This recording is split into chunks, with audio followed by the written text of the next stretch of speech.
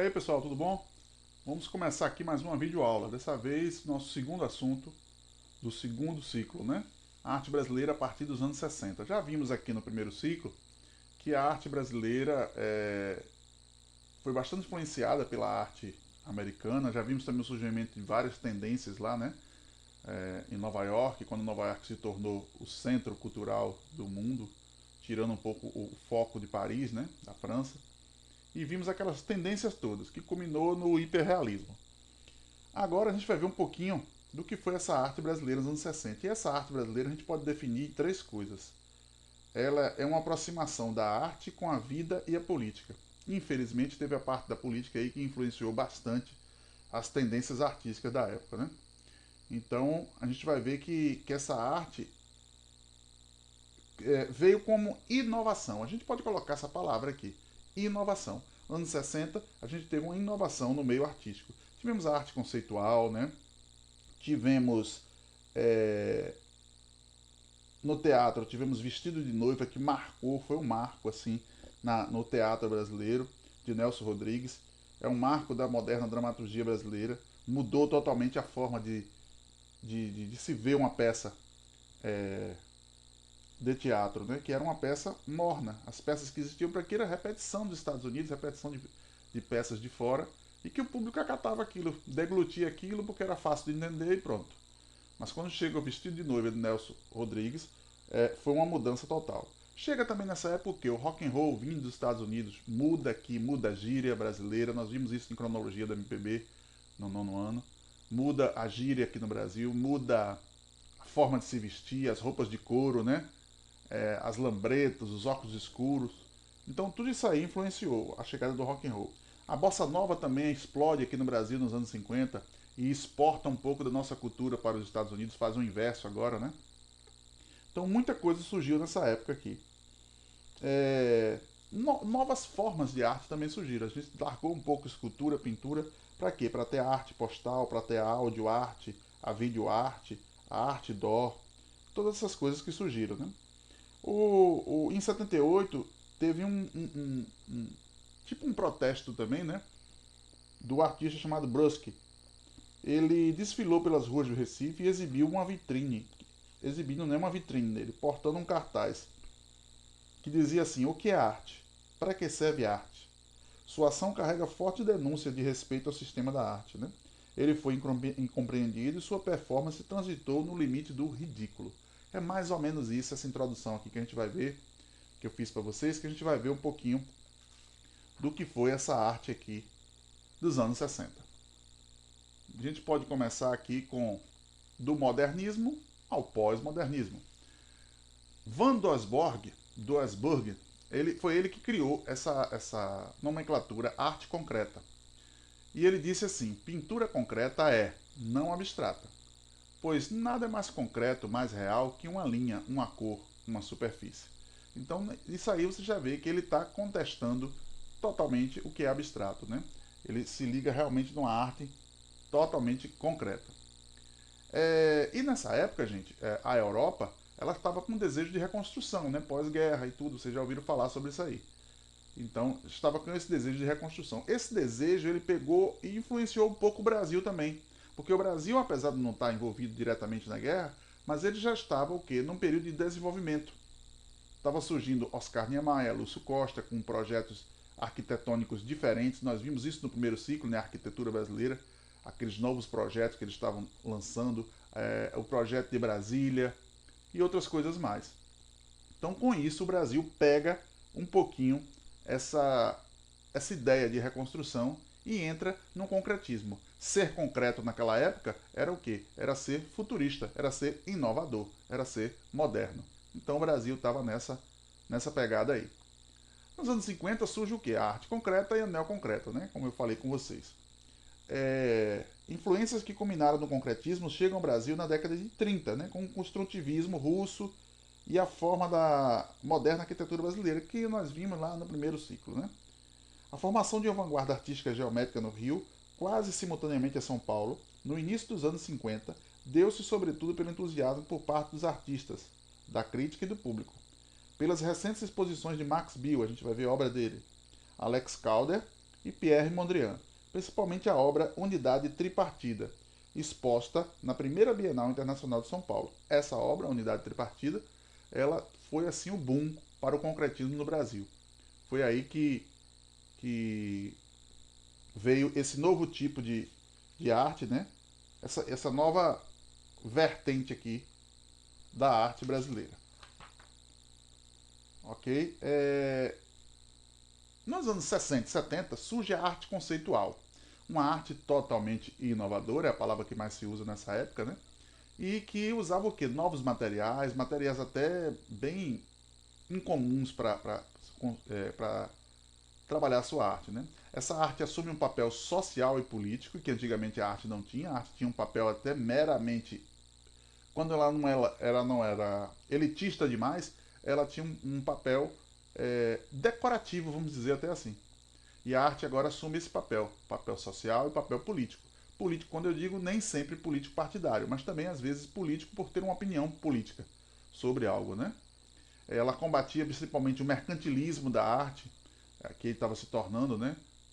O mercantilismo que estava havendo constantemente na arte, a alta de preços, obras caríssimas, né?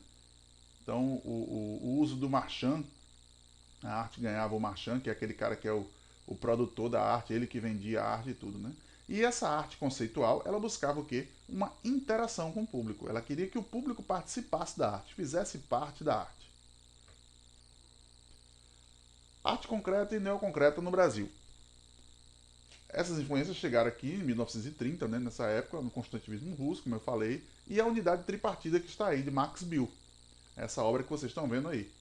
Ela foi campeã num concurso aqui do Encontro de Arte Concreta em São Paulo. E a base da arte concreta era o quê?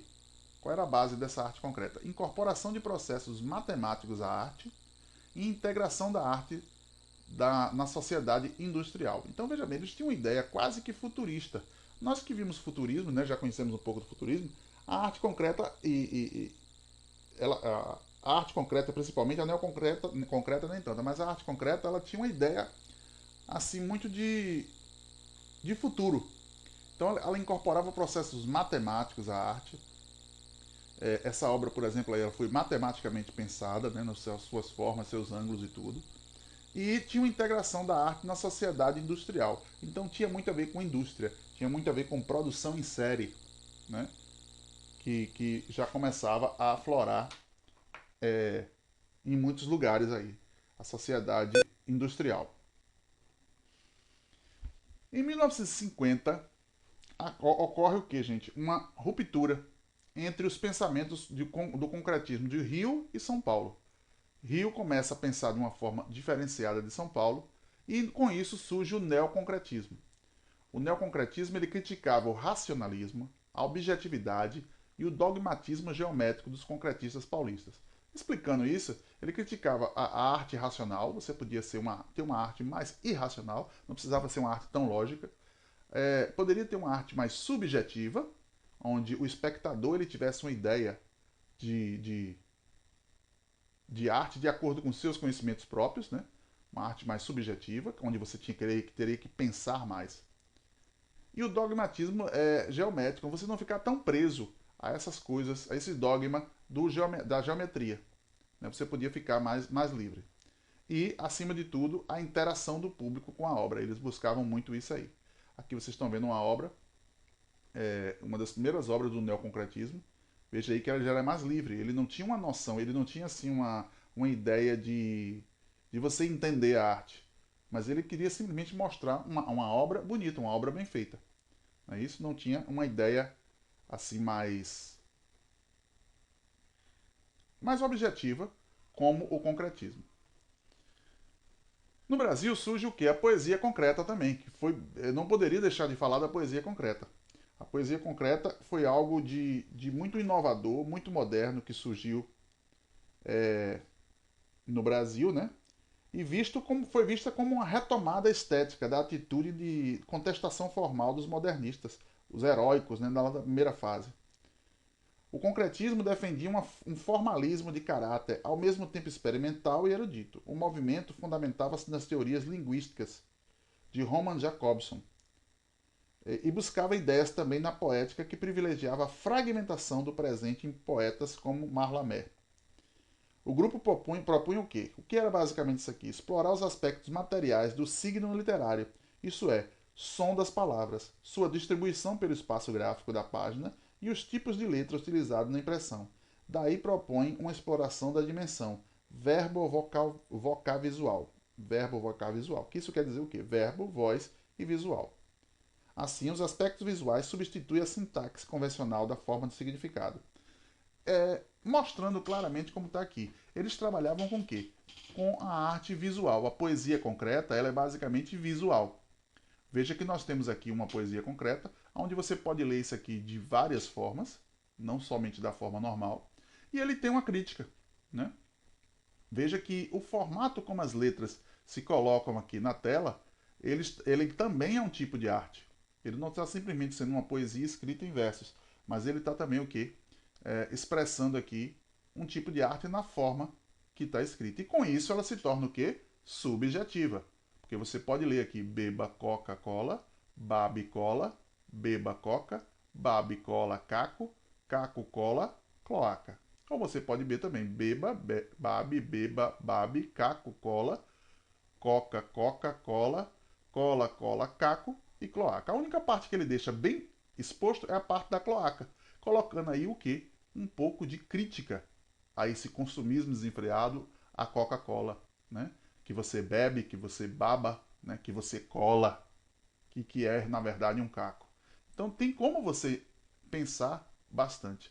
Você que se interessou um pouco em poesia concreta, dê uma busca aí, você vai achar outra. Tem uma muito famosa da velocidade, você já deve ter visto também. Que ele, você pode ler velocidade de várias formas. Ele vem veloci, velocidade, velocidade. E aí vai. É bem interessante o tipo de poesia concreta. Ele mexe também com o som. Aqui eu não estou mostrando o som para você, mas o som também tem a ver com essa poesia. Ou seja, não é uma poesia somente escrita, mas é visual e sonora. No teatro brasileiro tivemos essa inovação aí, como eu falei de vocês, né, naquela introdução. A modernidade ela chegou lentamente ao teatro brasileiro e sua encenação. Ela ocorreu apenas a partir dos anos 40, quando se levou ao palco Vestido de Noiva, de Nelson Rodrigues, o marco da moderna dramaturgia brasileira. O movimento renovador da literatura brasileira tem como evento emblemático a Semana de 22, Semana de Arte Moderna de 22, né? Só se fez sentido na dramaturgia 20 anos depois, até a década de 40. As peças levadas ao palco eram o quê? Como eu falei para vocês, eram sobretudo comédias, montagem de textos estrangeiros, cujas encenações eram meras cópias do que se fazia lá fora do país. Por sua vez, o público brasileiro acomodava-se e consumia esse teatro de gosto fácil e nenhuma ousadia. Não passava nada, não tinha nada engajado, não tinha um engajamento social, político, não tinha nada. Ele simplesmente era um teatro fácil, um teatro comercial. Fácil de ser entendido e fácil de vender bilhetes, né? Ingressos. Mas em 43, o grupo de teatro amador Os Comediantes encenou no Teatro Municipal do Rio de Janeiro a peça Vestido de Noiva, de Nelson Rodrigues, com direção do autor polonês Zbigniew Zibinski. É meio complicado aqui. Essa montagem mudou a história do teatro brasileiro e revolucionou a dramaturgia nacional, abrindo caminho para toda uma geração de novos dramaturgos. Com isso aí, a gente vai ver que muita coisa mudou, né? Com esse tipo de arte, com esse tipo de teatro aí, o Vestido de Noiva, a dramaturgia mudou, passou a ser uma arte agora mais pensante, mais dirigida, mais eclética e que buscava que o espectador ele corresse atrás, ele buscasse mais conhecimento e não simplesmente contemplasse uma arte fácil e de pouca contemplação, né?